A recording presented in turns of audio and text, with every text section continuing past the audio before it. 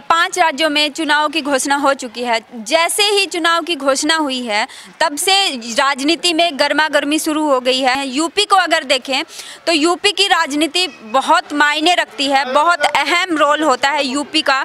UP में बहुत बड़ी बड़ी राजनीतिक क्रांति भी हुई है। लोगों का जो राजनीति में जो बदलाव आया है वो यूपी में देखने को सभी ने देखा है। पूरे देश की राजनीति की जो दिशा है वो यूपी तय करती है।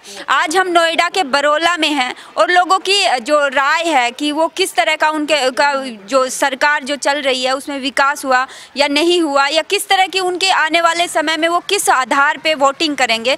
तो हम उनसे लोगों से पूछते हैं कि वो क्या सोचते हैं कि सरकार है उसमें आपको क्या सुख सुविधाएं मिली हैं।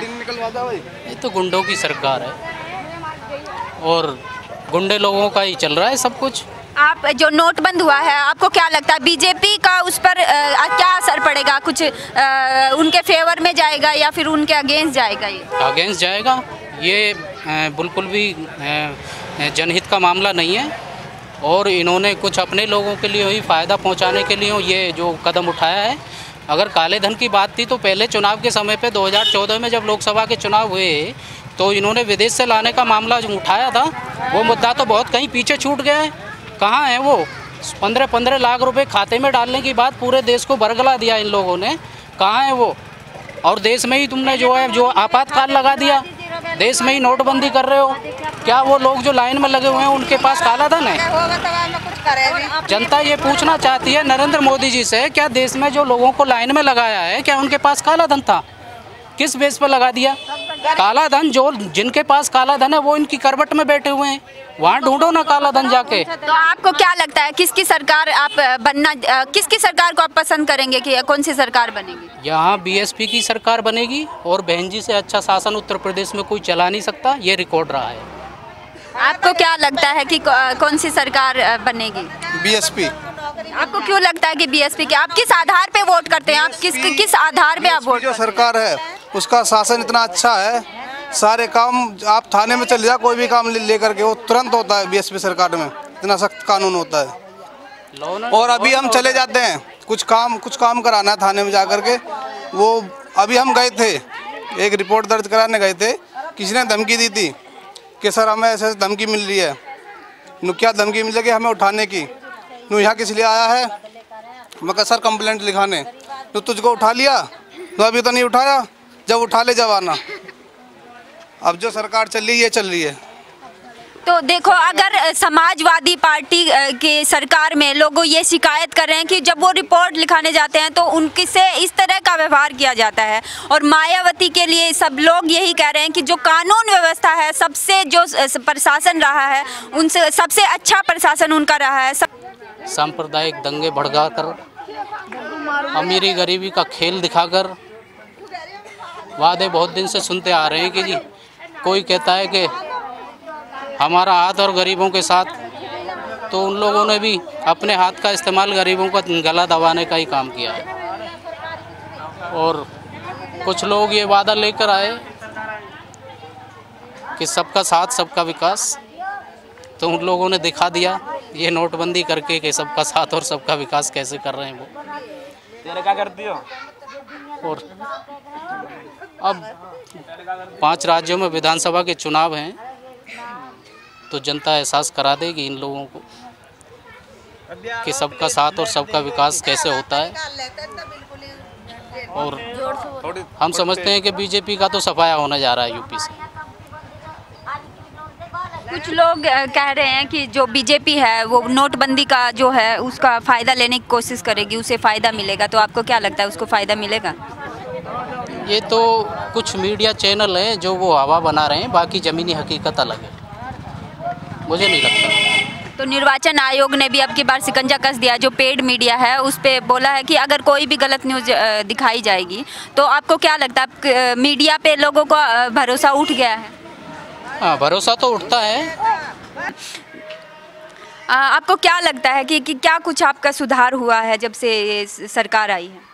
मैम जब से ये हमारी बसपा की सरकार आती है, जब भी किसी भी योजना में, तो तभी यहाँ पे विकास होता है, अन्यथा कोई अदर्स में कोई और भी सरकार आ जाए कोई इतना विकास नहीं है। यहाँ सबसे मेन समस्या जो है रास्ते की और बिजली की है कि लोग बागों को ना तो सही तरीके से बिजली मुहैया करा रखी है इन्होंने, न ही रोडों का कोई सुध लेता है। लेकिन लोग बोलते हैं कि जो समाजवादी पार्टी ने विकास कराया, अखिलेश ने विकास कराया, तो आपको क्या लगता है कि कौन से राज्य में सबसे ज़्यादा विकास आपका यहाँ हुआ है? उन्होंने अपने राज्य में ही करा होगा, अपने क्षेत्र में करा होगा विकास, लेकिन यहाँ पे कुछ नहीं है विकास। यहाँ तो पहले से भी बदतर हालात हो गए यहाँ फिलहाल तो लेकिन यहाँ तो हम लोग कभी आए भी नहीं है। नोएडा में आना तो एक अभिशाप समझो उनके लिए। तो आपको क्या लगता है कौन सी सरकार आपका सबसे ज़्यादा विकास करती है? बीएसपी सरकार ही है जो सबसे ज़्यादा विकास चाहती है नोएडा का। तो आप देखिए कि इन लोगों का कहना है कि समाजवादी पार्टी के जो अभी तक का जो कार्यकाल रहा है, अभी तक जो उनकी सरकार रही है, उसमें इनका कोई विकास नहीं हुआ है। बिजली की और पानी की ये लोग समस्या बता रहे हैं, तो क्या कुछ समीकरण दिख रहे हैं? समीकरण देखा जाए तो मैम बीएसपी की ही सरकार बनेगी, क्योंकि वही एक ऐसी सरकार है जो हमारे यहाँ तरक्की करा सकती है, अन्यथा कोई नहीं। आप बताइए कि आपको क्या लगता है कि अभी जो जब से 11 फरवरी को जो है चुनाव है, तो आपको क्या लगता है किसकी सरकार आने वाली? भैया सरकार तो यहाँ इनके लड़ाई में आपस की में मायावती की जीत हो रही है। इनकी उन्होंने तो नोटबंदी पे यहाँ तो आम आदमी तो समझ नहीं रहा फायदे, पर विदेश के लिए तो वास के दूसरे देश के लिए तो फायदा। नोटबंदी से आप पे क्या असर पड़ा? नोटबंदी का किसानों के लिए फर्क है। सुख सुविधा मुहैया तो कुछ भी नहीं है। मान के चलो जैसे जनता के लिए, पब्लिक के लिए परेशानी हुई है, जो नोटबंदी का मुद्दा चला था। अब आगे जो सही होगा देखते हैं, उसमें क्या है क्या नहीं, उसके बाद ही पता चलेगा क्या है। और आपको महिलाओं की राय बताएंगे कि वो क्या सोचती हैं चुनाव में लेके, कौन सी सरकार में सबसे ज़्यादा उनको सुख सुविधाएं हुई हैं, या जो मौजूदा सरकार है उसमें उनको क्या दिक्कतें हैं, या वो कितना खुश हैं या कितना संतुष्ट हैं सरकार से, या कौन सी सरकार में वो सबसे ज़्यादा सुरक्षित महसूस करती हैं। तो आपको क्या लगता है कौन सी सरकार में आपको सबसे ज़्यादा सुख सुविधाएँ मुहैया हुई हैं? मायावती के उसमें सुविधा ही।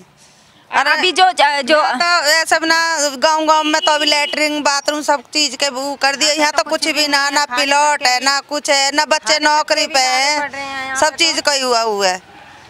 अभी आपको क्या लगता है? सारे दिन लाइन में लगे रहो, जब वो थोड़े से पैसा कभी 2000 रुपये लिखट रहे, कभी 4 ही लिखट रहे, वो भी 2 दिन में खत्म हो जाए। ने जब भी कर दिया कुछ, मायावती ने फिर भी कर दिया कुछ।